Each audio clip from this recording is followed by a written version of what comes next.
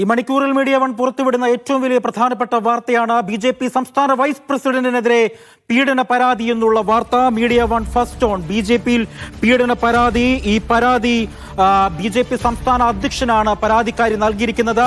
ഇതിനു മുൻപ് ബി.ജെ.പിയുടെ മുതിർന്ന നേതാക്കൾക്ക് RSSന്റെ നേതാക്കന്മാർക്കടക്കം പരാതി നൽകിയിരുന്നു. എന്നാൽ അതിൽ നടപടി ഉണ്ടായില്ല. കൃഷ്ണകുമാറിനെതിരെ നടപടി എടുത്തില്ല എന്നുള്ള കാര്യവും കൂടി ഈ പരാതിയിൽ പറയുന്നുണ്ട്.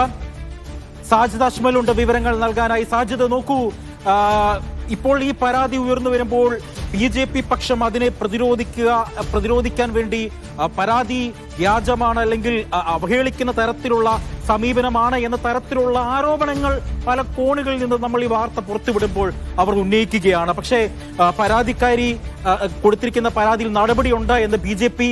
സംസ്ഥാന അധ്യക്ഷൻ തന്നെ പറയുകയും ചെയ്യുന്നുണ്ട്. അപ്പോൾ രാജീവ് ചന്ദ്രശേഖരൻ ഈ പരാതിയുമായി ബന്ധപ്പെട്ട് എന്തെല്ലാം കാര്യങ്ങളാണ് അതിജീവിതയോട് പറയുന്നത്? ഉടനെ തന്നെ നടപടിയെടുക്കുമോ? അതുമായി ബന്ധപ്പെട്ടുള്ള കൂടുതൽ വിവരങ്ങൾ.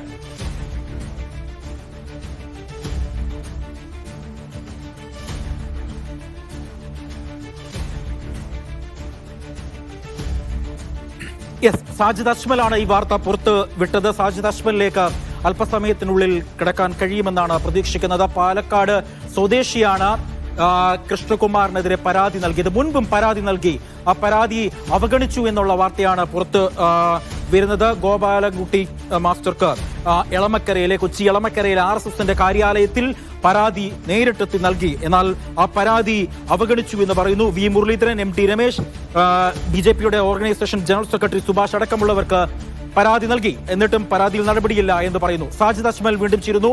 സാജിദ്, പരാതിക്കാരി സംസ്ഥാന അധ്യക്ഷന് തന്നെ പരാതി നേരിട്ട് നൽകുന്നു. അപ്പോൾ സംസ്ഥാന അധ്യക്ഷന്റെ ഒരു നിലപാട് എന്താണ് ഇക്കാര്യത്തിൽ?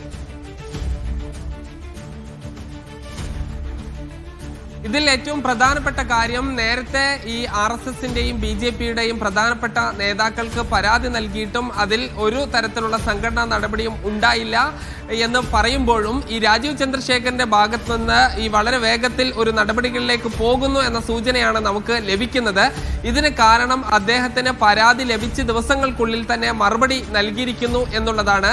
ഈ രാജീവ് ചന്ദ്രശേഖരൻ സ്ഥലത്തില്ലാത്തത് കൊണ്ട് അദ്ദേഹം വന്നതിന് ശേഷം തുടർ നടപടികൾ സ്വീകരിക്കാമെന്നൊരു ഉറപ്പാണ് ഈ പരാതിക്കാരിക്ക് നൽകിയിരിക്കുന്നത്. എന്തായാലും ആ പരാതി ലഭിച്ചു എന്നുള്ള ഒരു കാര്യം ഈ സംസ്ഥാന പ്രസിഡന്റിന്റെ ഓഫീസ്, രാജീവ് ചന്ദ്രശേഖരന്റെ ഓഫീസ് ഈ സ്ഥിരീകരിക്കുകയും ഇതിന് തുടർ നടപടികൾ ഉണ്ടാകും എന്നുള്ള ഒരു ഉറപ്പ് നൽകുകയും ചെയ്തിട്ടുണ്ട്.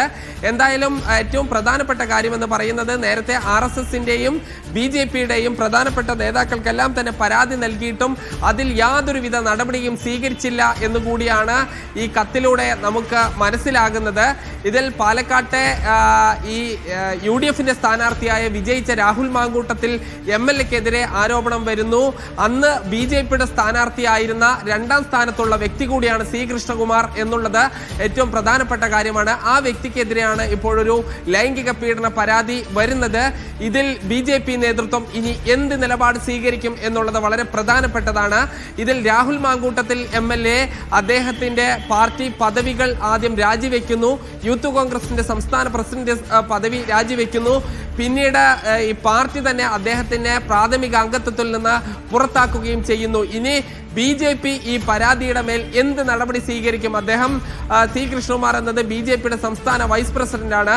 ആ സ്ഥാനം ഉൾപ്പെടെയുള്ള കാര്യങ്ങളിൽ ഇനി പാർട്ടി എന്ത് നിലപാട് സ്വീകരിക്കും എന്നുള്ളതാണ് കാത്തിരുന്ന് കാണാനുള്ളത്. അജി, ഒപ്പം തന്നെ സാജിദ്, ഈ വിഷയവുമായി ബന്ധപ്പെട്ട് നമ്മൾ ചില പ്രതികരണങ്ങൾ തേടിയപ്പോൾ ആ പ്രതികരണത്തിൽ പ്രതികരിച്ചവർ പറഞ്ഞിരുന്നത് പോലീസിലാണ് പരാതി നൽകേണ്ടത്, പാർട്ടി നേതൃത്വത്തിനല്ല എന്നാണ് ഇവർ പറഞ്ഞത്. പക്ഷേ ഈ പരാതി ബി.ജെ.പി. സംസ്ഥാന അധ്യക്ഷന് നൽകുമ്പോൾ അതിന് തക്കതായിട്ടുള്ള കാരണങ്ങൾ ഉണ്ട് എന്ന് തന്നെ പ്രേക്ഷകരുടെ ശ്രദ്ധയിൽപ്പെടുത്തുകയാണ്. എന്തുകൊണ്ടാണ് സംസ്ഥാന അധ്യക്ഷന് ആ പരാതിക്കാരി പരാതി നൽകിയതെന്നും നമുക്ക് വ്യക്തമാണ്. അപ്പോൾ ഈ വിഷയവുമായി ബന്ധപ്പെട്ട് ഇതിനു മുൻപ് സമാനമായ പരാതിയുമായി ബന്ധപ്പെട്ട് ഏത് നേതാക്കന്മാരെയാണ് ഈ പരാതിക്കാരി സമീപിച്ചത്? അന്ന് ഈ നേതാക്കന്മാര് ഈ പരാതിക്കാരോട് എന്താണ് പറഞ്ഞത്? അതുമായി ബന്ധപ്പെട്ടുള്ള ഏതെങ്കിലും വിവരം ഈ പരാതിക്കാരി പുറത്ത് പറയുന്നുണ്ടോ?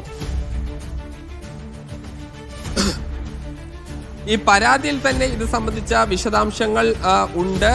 അത് ഏറ്റവും ഒരു നിമിഷം ഒന്ന് സാജിദിനോട് പറഞ്ഞോട്ടെ. കൃഷ്ണകുമാർ ഉടൻ മാധ്യമങ്ങളെ കാണുമെന്നുള്ള ഏറ്റവും പുതിയ വിവരങ്ങൾ കൂടി ഈ ഘട്ടത്തിൽ പുറത്തു വരുന്നുണ്ട്. ഈ പരാതിയുമായി ബന്ധപ്പെട്ട വാർത്ത മീഡിയ വൺ പുറത്തുവിട്ടത് ഇന്ന് രാവിലെയാണ്. അതിനുശേഷം കൃഷ്ണകുമാർ ഉടൻ മാധ്യമങ്ങളെ കാണുമെന്നുള്ള ഏറ്റവും പുതിയ വിവരങ്ങൾ കൂടിയുണ്ട്. കൃഷ്ണകുമാറിന് എന്താണ് ഈ കാര്യത്തിൽ പറയാനുള്ളത് എന്നാണ് നമ്മൾ അറിയേണ്ടത്. സാജിദിന് തുടരാം. ഈ 11 മണിക്ക് BJP-യുടെ പാലക്കാട് ജില്ലാ കമ്മിറ്റി ഓഫീസിൽ വെച്ച് കൃഷ്ണകുമാർ മാധ്യമങ്ങളെ കാണും എന്ന് അറിയിച്ചിട്ടുണ്ട്. എന്തായാലും അതിൽ അദ്ദേഹത്തിന്റെ വിശദീകരണം എന്താണ് എന്നുള്ളത് കൂടി അറിയേണ്ടതുണ്ട്. ഈ പരാതി എന്ന് പറയുന്നത് ഏറ്റവും പുതുതായുള്ള പരാതിയാണ്. ആ പരാതിയിൽ തന്നെ ഈ കൃത്യമായി രാഹുൽ മാങ്കൂട്ടത്തിൽ MLA-യുടെ ഓഫീസിലേക്ക് ഈ നടന്ന മാർച്ച്, ആ മാർച്ചിനെ കേൾക്കാം.